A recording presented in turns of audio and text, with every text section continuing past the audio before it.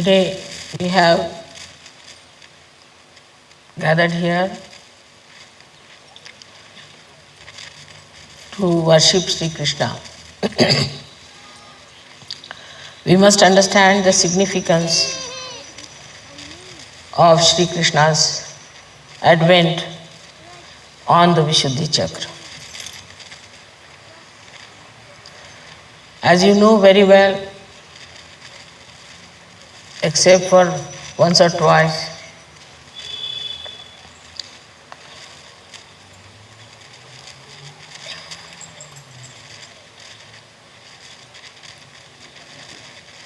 Sri Brahmadeva has taken his incarnation. Also once Sri Ganesha has taken his birth as Lord Jesus Christ. But Vishnu Tattva, the principle of Vishnu, has taken many a times birth on this earth, as the goddess had to take many a times her birth. They had to work together many a times, and with the principle of Vishnu, the principle of Mahalakshmi has acted to help the ascent of the people. So the principle of Vishnu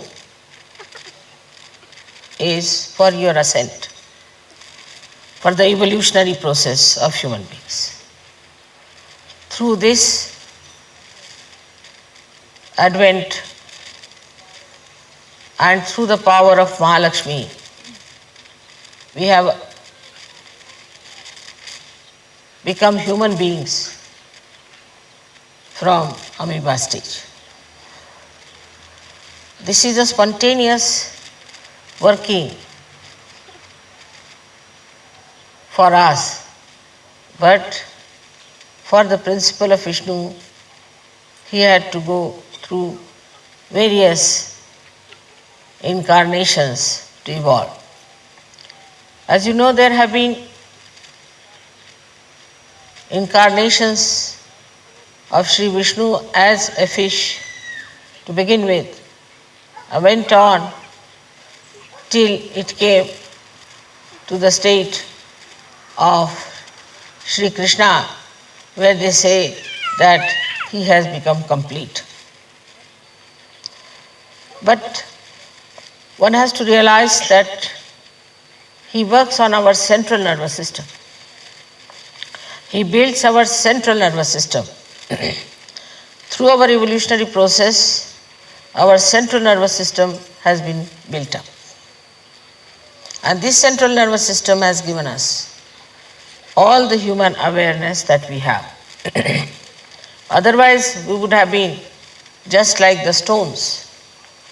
But through this building up of our awareness, one after another, building up different chakras within us, this principle of Vishnu has brought us to the understanding that we have to seek the truth and ultimately we have to become Sahajogis.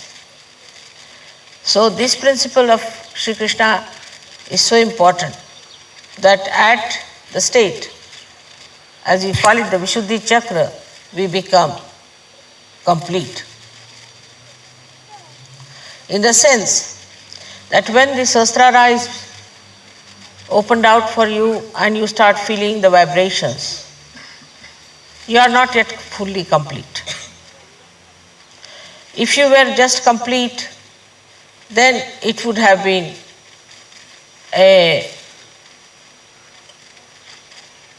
an end of your evolution. Because at that stage, if you had finished it, then there was no need to have Sahaja. But actually it means that once the Sahasrara is opened out, then you have to come down to your Vishuddhi Chakra. That means to your collective. If it is not working on your Vishuddhi Chakra, the enlightenment on Vishuddhi Chakra, you cannot feel the vibrations. as you saw yesterday, the artist started playing in a very new dimension. It's not that only they got awakening of the Kundalini. The awakening of the Kundalini was there, no doubt. But it had to come down to their Vishuddhi Chakra. If I could not have brought it back to their Vishuddhi Chakra, their hands would not have moved that fast. They would have never felt the sweetness, the madhurya of Sri Krishna, and they would not have manifested it.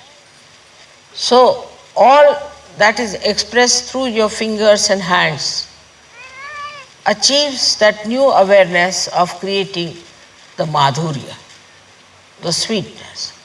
In your art, in your music, in your gestures, in every way your hands are very important. But Vishuddhi Chakra also plays part, as you know, on the 16 chakras or the subplexuses which look after our face, our ears, nose, eyes, neck. All these things are looked after by Vishuddhi Chakra. As a result, also you can become great actors. You can have eyes which are innocent. You can have a skin which is shining. You can have ears which can hear the divine music. You can have a nose which shows your dignity. In the same way, your whole facial expression changes. If you are a very harsh person and a hot-tempered person, and you have harshness on your face, or else if you are like a beggar all the time, or you are crying all the time, weeping, your face looks so miserable, everything changes and comes into the center where you look beautiful, you look attractive in the divine way, and also you get a very sweet countenance. Also the teeth and the tongue are looked after by Vishuddhi Chakra. So your teeth which are in trouble get cured. You sometimes, as I told you, I have never been to a dentist all my life. So you can imagine that you don't have to go to the dentist anymore if you have your Vishuddhi Chakra all right. Then also your tongue improves. For example, some people are very sarcastic by temperament. They cannot say something sweetly. All the time they are sarcastic, saying sarcastic things. Some people have a habit of abusive language. Some people are extremely beggarish type, all the time talking in a very beggarish manner. There's no dignity, there's no sweetness, and there is no self-confidence for some people. Some people even stammer. Some people cannot stand on the stage and give a lecture. All these things drop out as soon as your Vishuddhi Chakra improves. This is only outward. This is the outward manifestation of the Vishuddhi Chakra's improvement within yourself through the awakening of Sri Krishna on Vishuddhi Chakra. But what happens really is that inside you, you become a witness. You become a witness in the sense that all that is disturbing, all that is troubling you, all that is a problem, you just start watching it. You start witnessing it. You start seeing it, and you do not get disturbed. That seeing, that witnessing state has a tremendous power. Whatever you see without thinking, your problems get solved. Any problem you have, once you get this witness state, what we call tatastha, means you are standing on the shores and watching the waves to move. Then you know how to solve the problems. So your witness state has to be developed, and sometimes I have seen people have to go through little difficulties to develop that witness state. This is very important, that once the Kundalini starts supplying you from your Sahasrara downward, moving on your chakras and enriching your different chakras, on the Vishuddhi chakra, when it has to stay, it really tries to little bit take you through turmoils. And you start thinking that, see, now my life was so blissful, I had so many blessings, and now what has happened? But this is the time when you should become tatastha, means you should become a witness. If you become a witness, everything improves. For example, you are, say, a person who is working in some place. As soon as you become a witness, you see, your attention goes inside and you start watching things from inside out. As a result, you see exactly what's wrong where. And as you have got the power of witnessing, with that power you get over the problems that you have. Problems get solved very easily if you know how to witness the whole situation than to get involved into it. And this is the best state which we call as Sakshi Swarupatva, which you achieve when the Kundalini comes up and the connection is established and the divine ray starts following through that and enriches your Vishuddhi chakra. Now the name of Sri Krishna has come from the word Krishi, meaning the plowing of the soil for planting the crops. Now he is the one who has done the plowing for us, in the sense that he has created us in such a manner that when the sprouting has to be done, you are already ready for it. But as it is, we human beings spoil our Vishuddhi chakra by many wrong things, as you have seen that we smoke or we take drugs or we take tobaccos and all that. So our Vishuddhi chakra goes out. On top of that, if you are a person who doesn't talk at all or who talks too much or who shouts and screams and who shows temper, raises his voices, also spoils his Vishuddhi chakra. So the first thing is that in your using the Vishuddhi chakra, you have to remember it is to be used for sweetness, for madhurya. If you want to say something to someone, try to say something that is sweet and nice. Practice it. In certain places I have seen that people are used to a kind of a talk. And sometimes they cannot talk in the fashion that is sweet. For them it is adharma, as if to talk sweetly to someone. They only believe that you must really talk in a manner that will hurt others. So hurting anybody is not in the dharma of Sri Krishna. He either killed somebody or he was sweet. There's nothing in between. Either you have to be sweet to people or you have to kill someone. Now killing part you leave it. So you have to be only sweet. You all have to be sweet to each other. Especially among Sahajogis, you have to be extremely sweet to each other. And dealing with others also, sweetly you have to tell them.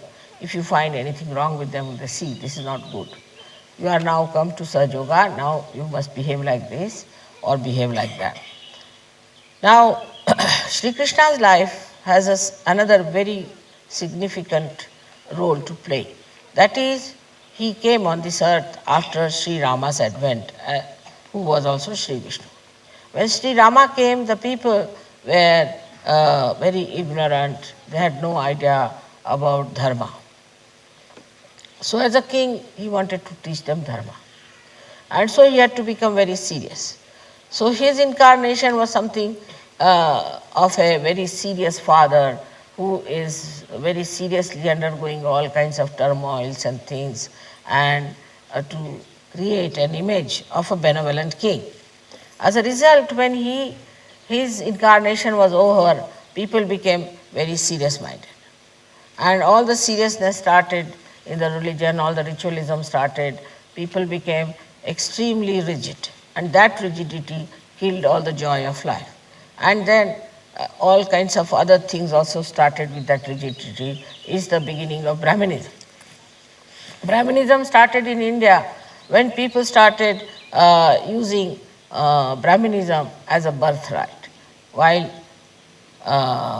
it is not a birthright of anyone to be a Brahmin, but you have to become a Brahmin. After realization, you become a Brahmin. This fact is established not only in Sri Krishna's time, but also in Sri Rama's time, because Sri Rama himself was not a Brahmin. He made a person to write his Ramayana, who was Valmiki, who was a scheduled caste and was a fisherman. Very surprising, he asked this fisherman to write his Ramayana when he was not a Brahmin. And he made him a Brahmin. In the sense, as you have become Brahmins, means knowing the Brahma. Those who know the Brahma are the Brahmins, and not those who are born in the Brahmin caste are Brahmins. And that is why people sometimes get very upset that how can these be Brahmins if they are so perverse and they can commit all kinds of sins. So by following any such religion or any such rigid ideas, you cannot improve. If you call yourself a Christian, then one thing has to be seen in a Christian, that you cannot have adulterous eyes. Now, I would like to know how many Christians can claim that. If they have no adulterous eyes about, say, women, they'll have adulterous eyes about things. So you cannot say that by becoming Christians, we have become really Christians. In the same way, we can say about Hindus. In the Hindu religion, Krishna has said that the Atma resides in everyone.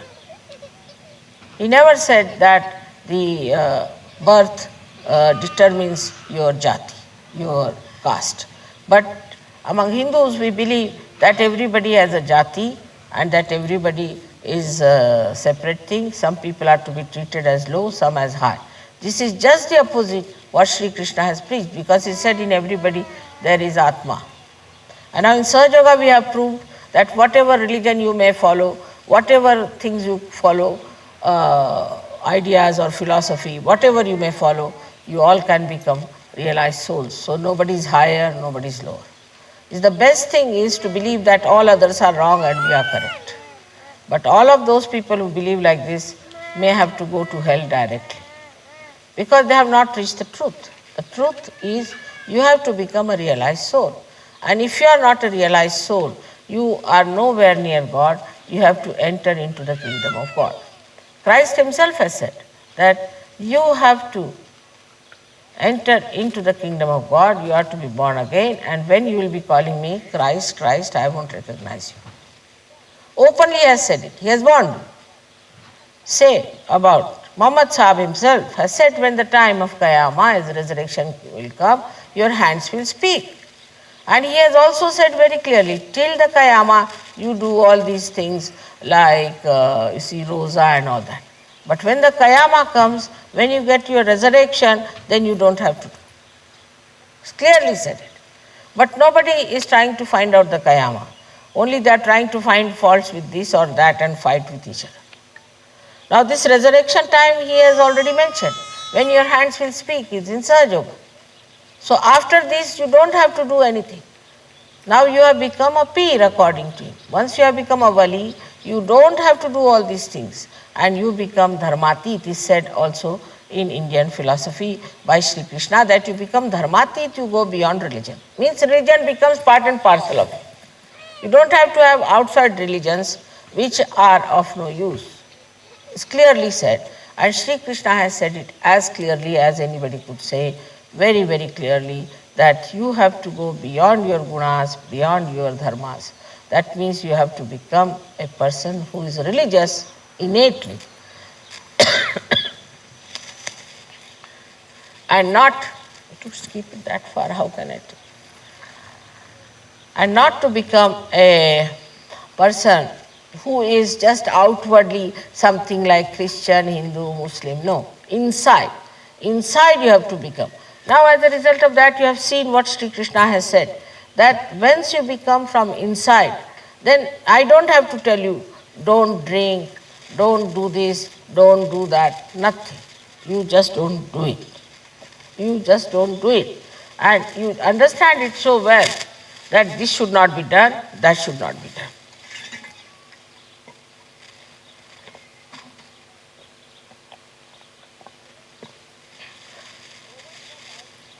To overcome all kind of nonsense of religion, Sri Krishna's advent was there. It's a very important advent, but I don't know how many people understand that. He came to show that it's all Leela, it's all the play of God. What is there to be serious? What is there to be ritualistic?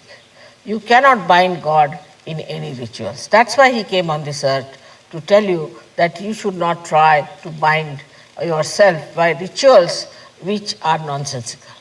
This was his teaching so many years back. He taught this 6,000 years back. But still, if you see, in every religion, there are so many rituals going on. So when the incarnations died, people started rituals, funny stuff. Even when Sri Krishna died, they didn't know what to do now. Because he said, no more rituals. Just play holy, be happy, joyous, dance, and sing. That's what he said. Now what to do? Now if he has said so, so they started a new thing. Let us make it a romantic stuff. Human beings know how to make everything perverse. Nobody can beat them in this. So they made him look like a very romantic personality, romancing with Radha. Ra is energy, Dha is the one who has sustained energy. So show romances with her. Then she was Mahalakshmi herself, to show his relationship with Mahalakshmi as if they were husband and wife. So there were also some poets who started describing them as husband and wife and all kinds of nonsense. In divine relationship, there is nothing like husband and wife. It's the power which is potential and power that is kinetic. There is no such relationship that exists as human beings try to make it. Because human beings have a habit to bring all the divine incarnations to their own levels. As you have seen that if you see, the best are the Greeks who brought all the great incarnations to their own levels. In the same way, they could not do much with Sri Krishna, so they said, all right, make him a romantic personality. That will suit us. So it suited many horrible people. We had one Nawab in Lucknow who had 365 wives. And he used to dress up like Sri Krishna, sometimes like Radha, and dance. And he said, now I have become Sri Krishna. So many, gurus came as Sri Krishna, playing flute, calling everybody else as their gopis and this and that, all nonsense. And we have so many groups now working like that, Brahma, Kumaris and all that. When there is one Krishna, the rest are all gopis and gopas, and they don't marry and all kinds of nonsense. This is absolutely absurd and perverse and brings bad name to Sri Krishna. Sri Krishna was Yogeshwara. He was Yogeshwara. He was so detached that once his wives, who were his powers, and they said that we want to go across and worship a particular saint. They said, all right, why don't you go? He said, no, the river is in spate and we don't know how to cross the river. He said, all right, you go and tell the river that we want to go and see such and such saint, and Sri Krishna has said that you come down. If Sri Krishna is Yogeshwara, and if he has had no wife, then you go down. So they went to the river and said that if Sri Krishna has had no wives and he is a Yogeshwara, then please go down. The river went down. So they were surprised that he is supposed to be your husband and still he is Yogeshwara, he is so detached. They crossed over and they went and worshipped the saint. So the saint said, now you can go back. When they were coming back, they found again the river was in spate. So they went back to the saint and he said, now how do we go back? He said, how did you come? He said, Sri Krishna said that you go and ask the river, if I was a Yogeshwara, then you go down. All right. So you go and ask the river that the saint did not eat anything whatsoever, and he was absolutely detached about it, so the river will go down. So they were surprised because they had fed him, he has ate everything, he has done everything. So they went to the river and said, "Oh river, the saint never ate anything. He was absolutely detached about food. He did not touch the food." And the river went down. So they were surprised, how is it that the saint ate everything and did not eat anything? Means he was in aswada. He was not involved into the food. He was detached. And they were surprised. That looks like, it looks like a lie from a human point of view. It is not. It is not. That's a fact. He is a Yogeshwara and he is so detached. So people don't understand divinity and they think that how can it be a person who has 16,000 wives and 5 other wives can be a person who is not yet married? Because he was Yogeshwara. And that is what you all have to be, Yogeshwaras. You are married, you have got children. I am happy you are married because that's a auspicious thing to do, to marry to begin with. But you should not get involved with your family, my child, my family. Many people I have seen, they come to Sahaja Yoga, get married and get lost. Because to them marriage now, I am enjoying my family now, looking after my family. Our family is the whole universe. It is not just my own wife and my children, but the whole universe is our family. And this is what Sri Krishna tried to show in his life, that the whole universe is your family. You are a universal being. This is what he preached throughout, that you are a universal being and you have to be a part and parcel of the whole. You are the part and parcel of the whole. The microcosm becomes the macrocosm. And this is not a lecture, but has to happen within yourself, that you have to develop your collective consciousness. And this is the gift of Sri Krishna, because at the brain, he becomes the Virata. So now we have three identities within ourselves. On the heart is Shiva. In the brain is Sri Krishna, the Virat. And in the liver, Brahmadeva. So we have three identities. And in the stomach, in the void, as you say, are all the Guru Tattvas, where all the great Gurus from Adinath, Muhammad Sahab, and others up to, we can say, Shirdi Sai Nath, all of them are the Guru principle which we worshipped last time when we were in Andorra.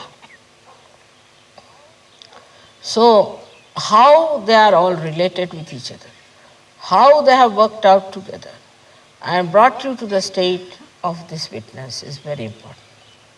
Now, your Vishuddhi Chakra has to be improved. First of all, this feeling guilty business was so much yesterday that I tell you it was impossible to pull it out. There's nothing to feel guilty. It's a fashion, just a fashion. I'm sorry. Morning till evening, I'm sorry, I'm sorry. What are you sorry for? For being a human being or for a surgeon? So one has to be very pleasant towards oneself also.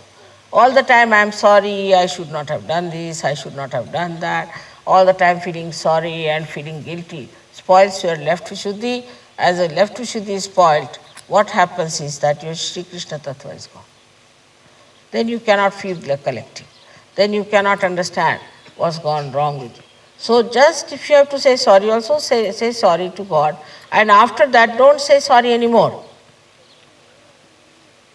You face it. Whatever you have done wrong, all right, face it. This was wrong, all right, it will not be done. Do not argue with it.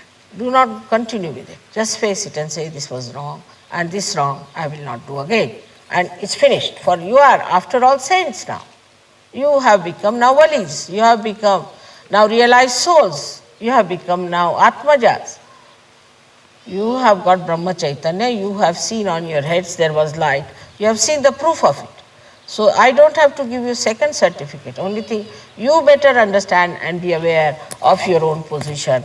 As Sri Krishna has said, you have to be aware of yourself. First to get self-realization and then to be aware of your position. Then you will be surprised how you develop proper attention and proper understanding. Absolutely, it's an easy thing to do as soon as you find that you have achieved that witness state. So please try to make yourself a witness. When you see something, go into thoughtless awareness. That is your food. Don't think. See the beauty that is there. Just pouring in. Just watch how these trees are standing still, just watching you all. See, absolutely still, nothing is moving. They don't allow even one leaf to move. Let it be. Till the breeze starts, mother starts the breeze, till we'll just keep quiet and watch. Like these mountains, how they are steadily watching everything and emitting joy and beauty. In the same way, we have to become a witness. We need not talk too much, we need not keep quiet, but in the center, we should witness the whole thing as Leela. That's why he's called as Leeladhara, means the one who sustains the Leela of persons. It doesn't make you mad, it doesn't make you funny, but it makes you joyous. Anything that makes you joyous is the Vishnu principle of Sri Krishna. I hope all of us are going to enjoy our Vishnu principle hereafter as we have enjoyed before by meditating. Because when we meditate, we go into thoughtless awareness. When we are in thoughtless awareness, then only we grow. Otherwise, we cannot grow. Whatever we may try, we cannot grow. Unless and until we meditate, we cannot become thoughtlessly aware. All those who also want to gain in any walk of life, in any dimension, those who want to become, say, great artist, great scientist, great anything, in Sahaja Yoga is important, you must meditate. Otherwise, the Kundalini will come down and you lose all your talents. That's a fact which has to be told, and you have seen how people got transformed. But sometimes it can be very temporary, and it may go down if people do not take to it in the proper way. I wish you all very great luck for your witness state. In the witness state, we do not anyway express ourselves in a funny manner, but just in looking at ourselves. Because only we have created all the problems. And it is we only, detaching ourselves from ourselves, can see these problems and can solve them. By God's grace, as I know you all are going to grow very much, and this state is to be achieved. In every state, whether it is a blessing, whether it is a progress, or whether it is just turmoil, you have to be seaworthy. Any ship which is a seaworthy is the one which can face all kinds of beautiful voyages or even turmoils and even the tempest. May God bless you.